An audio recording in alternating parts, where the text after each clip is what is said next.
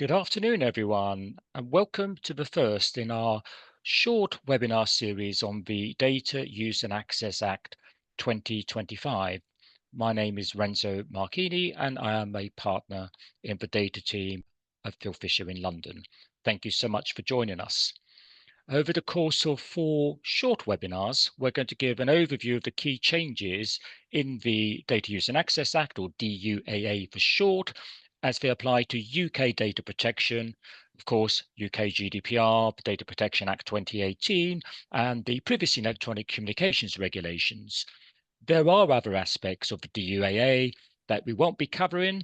Part 1 is interesting in relation to smart data and business data and access to data, which belongs to a user of data, facilitating a data market, all subject to statutory regulations, analogous perhaps to the EU Data Act, which of course came into effect last week. There's parts of the DUAA in relation to digital verification services and in relation to other things such as register of births and deaths. We're not going to be covering any of that. Today, I'm joined by Kate Partridge, a director in our team, and as usual, partner's prerogative, she'll do most of the talking. We will finish within 30 minutes, and that is at 4:30 p.m. Do please ask us questions using the Q&A function on your screen. We'll try and take them at convenient points. We also have allowed some time at the end, but if we do run out of time, we will respond to questions posed in writing by email. We will send you a copy of our slides and indeed even a recording. We'll post that also on YouTube, and if you haven't subscribed to the YouTube privacy channel that we have, please do so. You don't have to scribble, in other words, as you go along, because you will get good content after the event. Right, next slide, Kate, will show us a breakdown of the 4 webinars. Obviously, today it's me and Kate, and she'll tell you in a moment what we're going to be talking about, but primarily legitimate interests. In 2 weeks' time, tomorrow, 2 weeks from tomorrow, we will be covering data subject rights, complaints, automated decision making, and decisions in relation to children, data in relation to children. A week after that, we'll be covering cookies, marketing rules, and purpose limitation. And last but not least, data transfers, research changes, and the ICO's role 2 weeks after that one, on October the 23rd. At which point I will hand over to Kate to tell us today's content. Thanks very much, Renzo. So in today's webinar, we're going to cover an overview of the key changes under the Data Use and Access Act, or as I'm going to coin, the DUAA, the timeline for provisions to come into force. We will then explore the new recognised legitimate interest lawful basis for processing. We're going to go through some of the clarifications to standard legitimate interests. And finally, as Renzo has indicated, we're going to then answer some of the questions that you send through to us. So firstly, we're going to take a look at DUAA and an overview of the key changes to the UK data protection law. This is a really helpful infographic, I think, to visualize many of the key changes under DUAA. Whilst our webinar episodes are going to take a closer look at a number of these changes, I just want to give you a really high-level overview to begin with. A key thing to keep in mind is that DUAA is going to amend, but it's not going to replace the UK GDPR, the Data Protection Act, or PECA. These changes will be applicable to the UK only. Whilst we're not seeing a significant departure from any of the EU standards, it is another compliance consideration for organisations to be mindful of. So firstly, these changes include a use the use of personal data in research. So DUA is going to define what scientific research can include, and it's going to make it clearer when you can use personal information for the processing of scientific research. It clarifies that people can give a broad consent to an area of scientific research. So this is going to be very interesting, I think, and helpful for a lot of our life science clients. If you've ever drafted a consent form for in clinical trials, you'll know what an interesting change this will be in order for the ability to potentially give broad consent to an area of scientific research.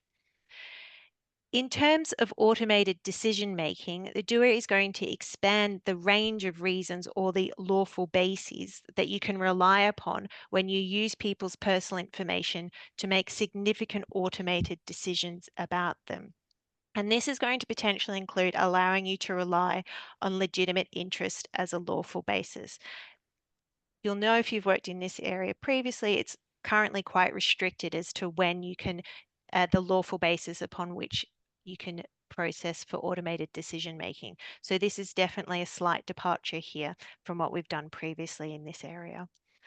There's also going to be a new lawful basis upon which you can process personal data, and this is known as recognized legitimate interest. I'm going to talk about this in a little bit more detail in a couple of slides' time. Data transfers. Just when we thought we were getting our heads around this one, there's a new test for international transfers, which will be if the privacy standard in a third country is not materially lower than the UK's. Exporters are going to need to apply this test acting reasonably and proportionately. Data subject access requests.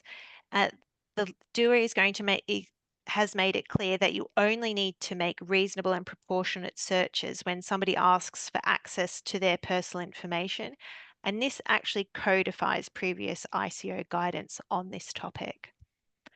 The next area is complaints procedures. I haven't seen a lot of noise about this one yet, but I think it will be a significant change for a number of organizations as they're going to need to implement a formal data protection complaints procedure, such as providing an electronic complaints form. Complaints are going to need to be acknowledged within 30 days and responded to without undue delay. Something else to consider perhaps adding to your privacy notices.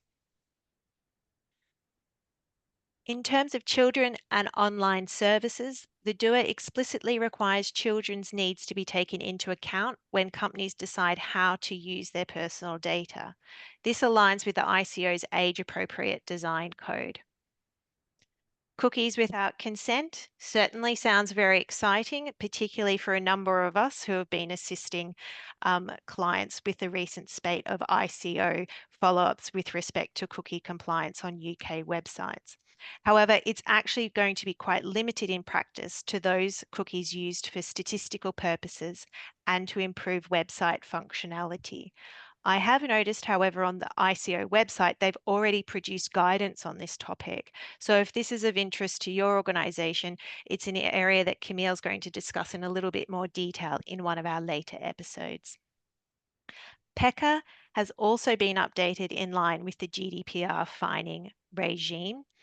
And there's also updates to charity marketing soft opt-ins and the role of the ICO.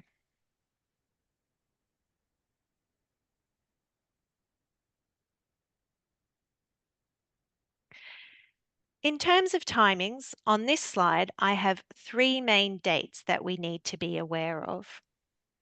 As you may know, and the reason why we're here today, the DUA received royal assent on the 19th of June this year, and some of the provisions came into force automatically at that time. This included the codification of the ICO guidance that DSAR searches only needed to be reasonable and proportionate. So that is already in effect. Many of the Act's provisions will need to be commenced via regulations, and this is going to be done in four main stages. For the purposes of data protection provisions, these are largely going to be addressed in stages 3 and stages 4. Stages 3, which are due in and around December of this year, are going to include most of the data protection legislation that I've just introed on the previous slide. Stage 4, and this is expected to be in around 12 months' time after royal assent, so we're looking at June 2026. These are the provisions that are going to require a longer lead time, specifically the complaints handling procedure and the changes to the ICO's governance structure. Moving on now to the next section of today's episode, we're going to cover the introduction of a new lawful basis known as recognised legitimate interests. So, as many of us will be familiar, under Article 6 of the UK GDPR, we currently have 6 lawful bases for processing personal data. And under DUAA, we will also have a new Article 6(1)(ea), which is where processing is necessary for the purposes of a recognised legitimate interest. These recognised legitimate interests are going to be set out in an annex to be inserted into the UK GDPR.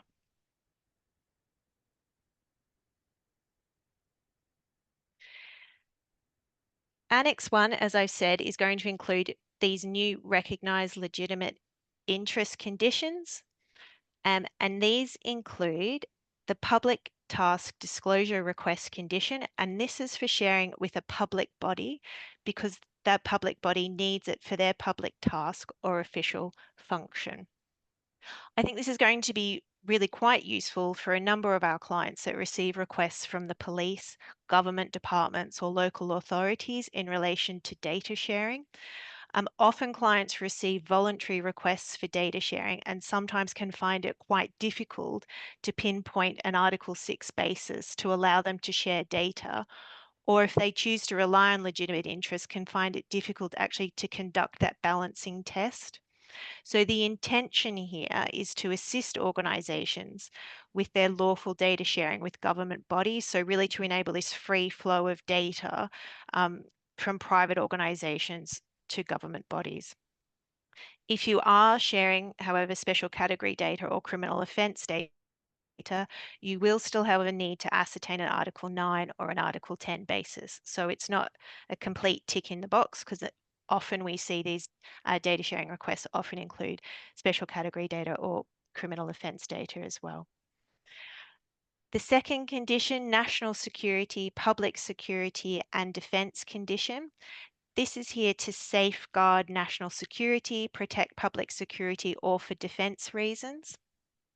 There's actually some draft ICO guidance on this condition that's been published already. And this gives, I think, a really helpful example to bring this condition to life for us. And it gives the example of an events company wanting to operate a CCTV system to protect public security during an event. It considers the company assesses its lawful basis and considers it's necessary to process the image of attendees in order to help prevent and manage potential overcrowding at the venue. So that's the kind of example that the ICO would be happy for organisations to use the recognised legitimate interest in relation to public security. Next, we have the emergencies condition, and this is to respond to or deal with emergency situations. This is going to cover a wide range of potential emergencies, including natural disasters, terrorist attacks, other threats to the security and well-being of the UK population. So the guidance on this is quite clear that the event can't be minor or trivial. It has to be an event that will imminently cause significant or severe harm or destruction. So probably not a lawful basis that we'll see regularly used amongst our client base. The next condition is the crime condition, and this is to be used to prevent, detect, or investigate crimes, including the apprehension and prosecution of offenders. It's intended to include a variety of economic crimes, such as money laundering, financing terrorists, scams, and fraud aimed at people or an organization. And this provision is designed to enable you to use people's information when it's necessary to prevent and report crimes. Again, the draft ICO has given us another example, again, for the use of CCTV images to deter and record incidents of shoplifting. The specific example here is where the CCTV captures an individual placing a high value item in their pocket, but they go to the checkout and have other items in their basket scanned and paid for before leaving the shop.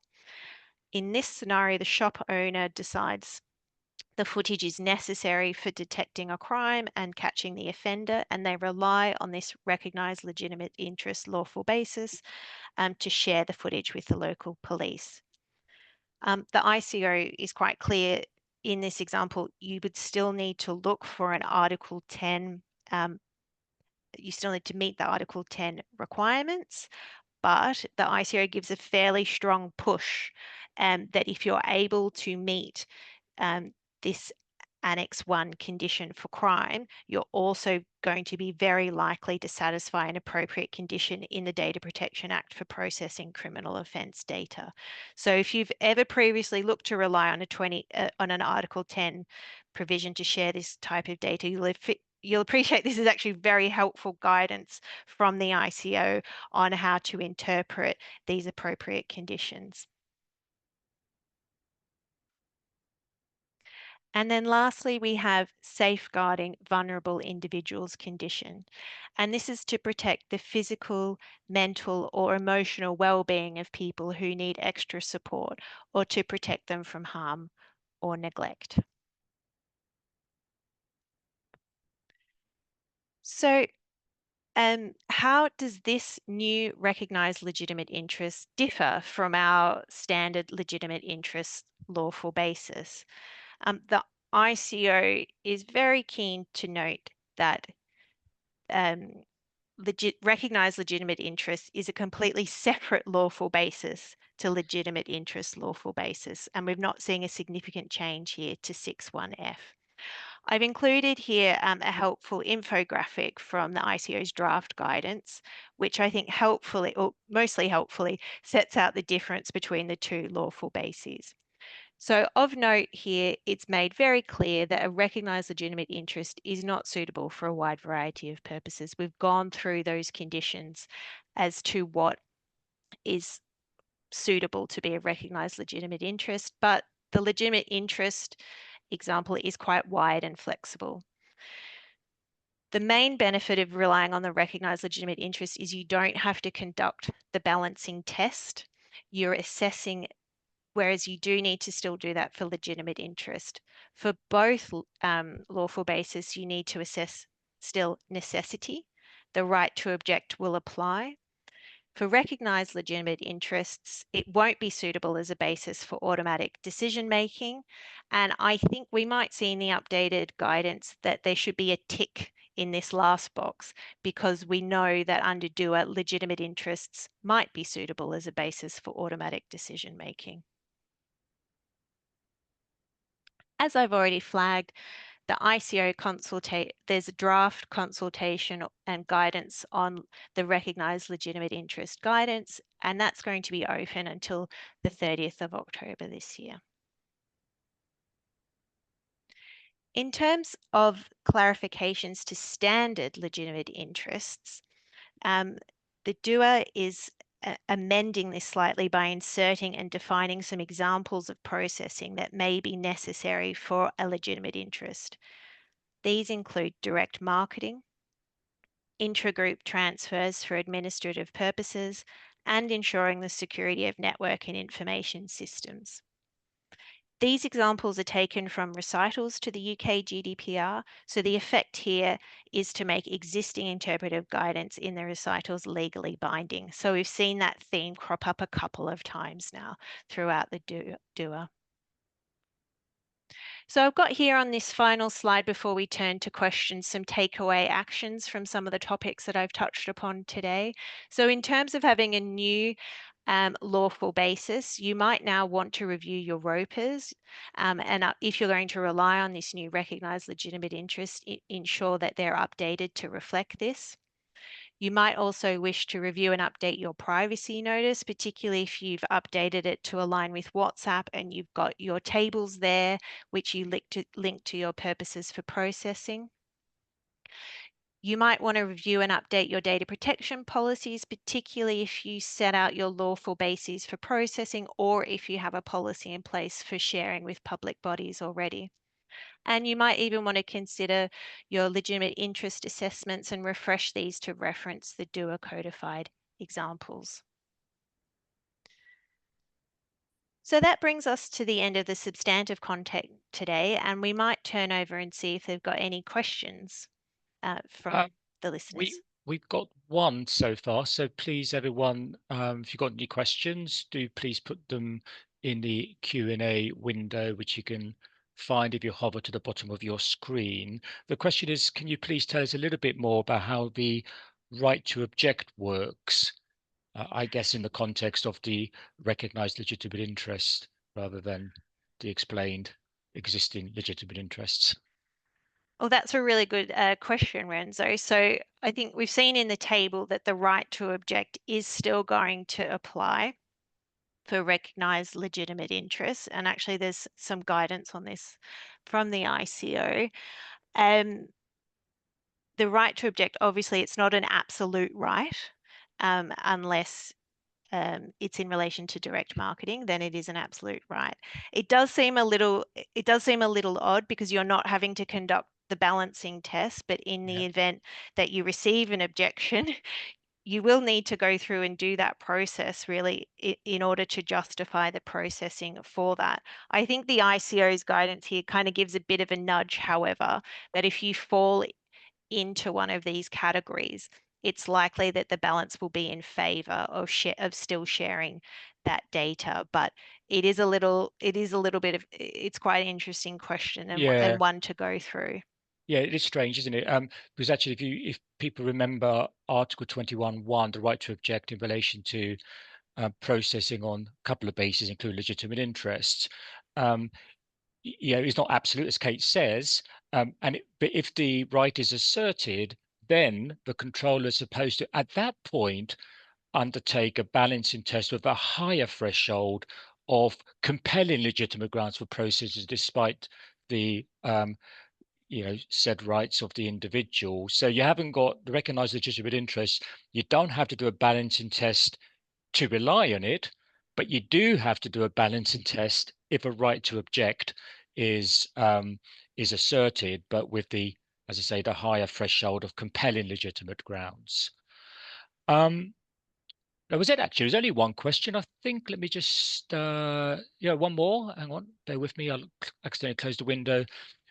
We have an existing general complaints procedure. Is that likely to be sufficient for the new data protection complaints requirement?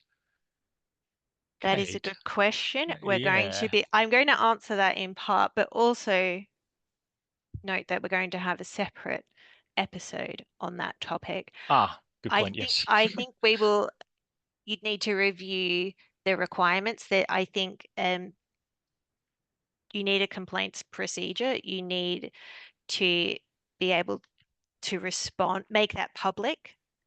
You need to respond within a certain time frame and also address the complaint itself. So it might be that they meet those requirements, but it might need some tweaking, and it might be that you need to that might be an internal procedure, Yeah. and you might need to reference that on a Yeah. privacy notice or make it publicly Yeah, available. yeah, you will have to. There's going to be there's going to be an obligation to tell people that they can complain in a particular way. But I'll be waiting to hear. I forget which one of our colleagues is going to be covering this in a couple of weeks' time, what they're going to say about it. But yeah, it doesn't need to be specifically for data protection. I'm sure you can tick the box with well, so comply, not tick the box. Don't want to diminish the importance of it. Comply by bringing it into a general complaints procedure. Questions are flooding in, Kate, and we've got 6 minutes left, so let's move on down. Is there a risk that the provisions for CCTV may lead to wider acceptance use of facial recognition technologies? It seems there could be a huge impact where identity is incorrectly recorded against an individual. Hmm. Good Any ideas? question. Yeah, Lots to unpack. yeah, Depends what the processing for the facial recognition yeah. is for. I Is suppose the I've got in is mind, the question has probably got in mind crime, I imagine. So you rely on a recognised um, legitimate interest. You still need to comply with Article 9, don't you? And You if it's do? facial recognition technology, you still need to satisfy one of the requirements of using um, special category data, which includes biometric data for the purpose of identification. So I'm not sure. And of course, these days there's going to be um, well, AI. Well, no, AI Act doesn't apply in the UK, so scratch that. So will it? Yeah, I don't know whether it's going to increase the use of it. I doubt it, but I think Article 9 is going to, um, fetter the rollout. Um, I agree with that. Interesting question. Thank you very much. The next one's a little bit more straightforward. Are the new cookie provisions already in force? Well, no, they're not. It No, they're not. And they what's this? are it's a watch this space. It's the implementing regulations aren't out there yet, but I would expect them to be part of stage 3. So at in December of this year. I think I've had a number of clients ask this already. Obviously, the ICO guidance is already in force. I think, taking a pragmatic view, it might not be an area that the ICO will look to enforce between now and the end of the year, but you need to be very sure on what those, making sure that the cookies fall within those new exemptions and not doing anything else. Yeah. We have a couple of questions on, actually, a few questions on complaint process. We have a separate session on that. Which date was that, Kate? The complaints one?